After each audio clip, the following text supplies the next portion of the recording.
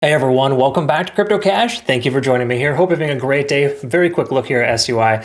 We talked yesterday about getting in between the 210 and 215 range. Congrats to those who caught that wick down about 213 before the price took off.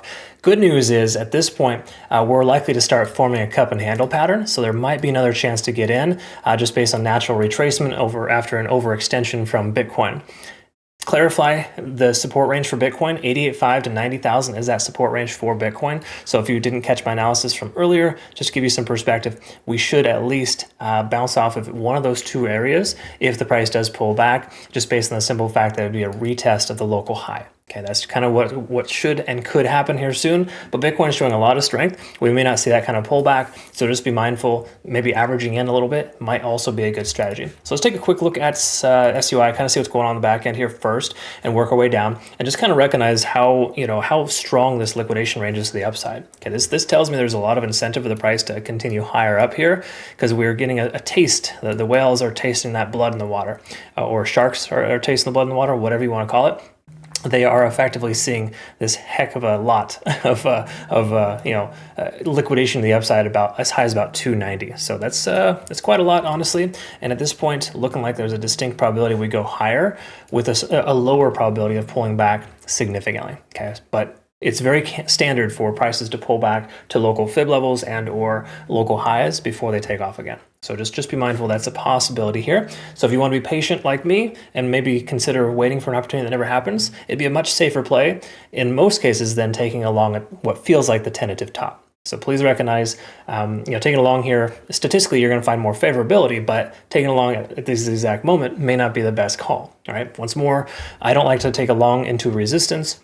I like for there to be a bullish backtest of that resistance. And we'll talk about what that chart would look like if that were to come to pass. And we take a look here, 400 million liquidation long delta, implying significant buying pressure in the market right now. So you don't short against that. That's a common mistake that a lot of folks like to do, is they'll just short anytime something looks overextended, they're just going to short into it. And it's a bad idea because right now Bitcoin has shifted its momentum from bearish to bullish on the macro, and that's generally a favorable sign, implying further upside makes more sense. Okay, so that's just kind of the concept there.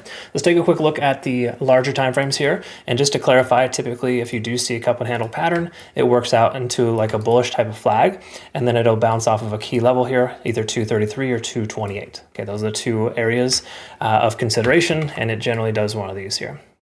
Okay, so that's what we're going to be on the lookout for. Having said that, let's look at the daily time frame and recognize that this coin before today was still bearish or just not bullish, one way or the other. It wasn't fully broken.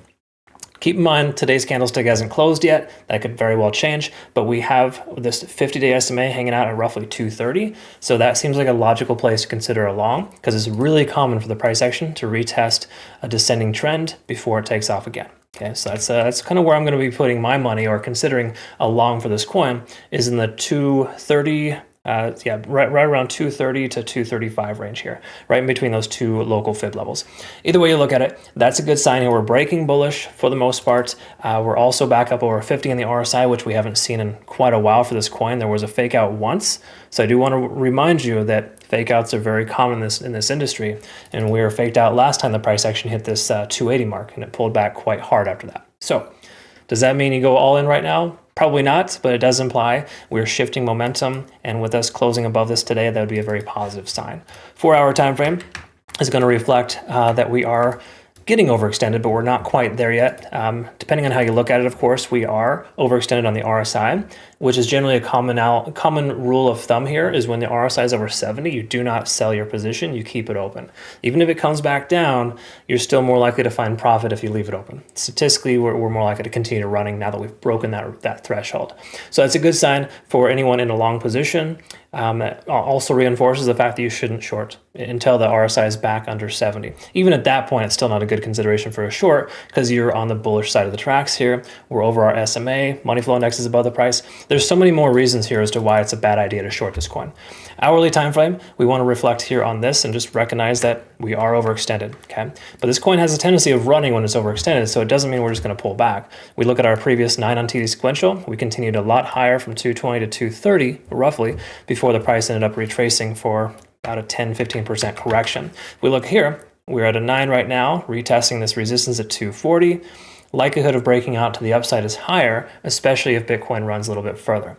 If Bitcoin pulls back to its support at 88.5 to 90,000, then we'll likely see some kind of play out between 235 and 229 for a potential cup and handle play out chart there. Okay, so that's ultimately, these are all very positive signs. Okay, Ichimoku Cloud also confirms you're an idiot if you consider shorting this coin.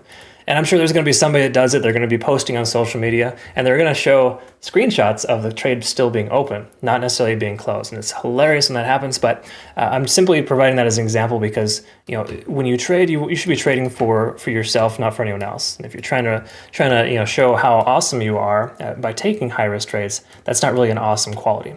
Just my opinion. Anyways, I'm a little bit more conservative. You'll learn that if you're new to the channel. But I can tell you that's essentially a bad idea right now. Even if the price pulls back to like low $2 tomorrow, it's still a bad idea to short. That's the concept right now. You don't want to do that. So anyways, I'm more so looking for a long position in the 228 to 233 range here, the local high and or this 0.786 fib level. Those are areas of interest for me. All right, folks, I hope you have a good rest of your day. Thanks again so much for watching. Please always hit the like button when you watch my videos, folks. We get less than 5% of our views as likes. The like to view ratio is tremendously low, and I don't know why. I get such good feedback, such good comments. You should be doing that more often. So really appreciate if you do that every single time. Join us on Twitter, Telegram, and Discord if you want to be part of in the know. I have a lot more content there that's outside of YouTube that's quite beneficial. Anyways, have a good rest of your day. Look forward to seeing you in the next one. Take care.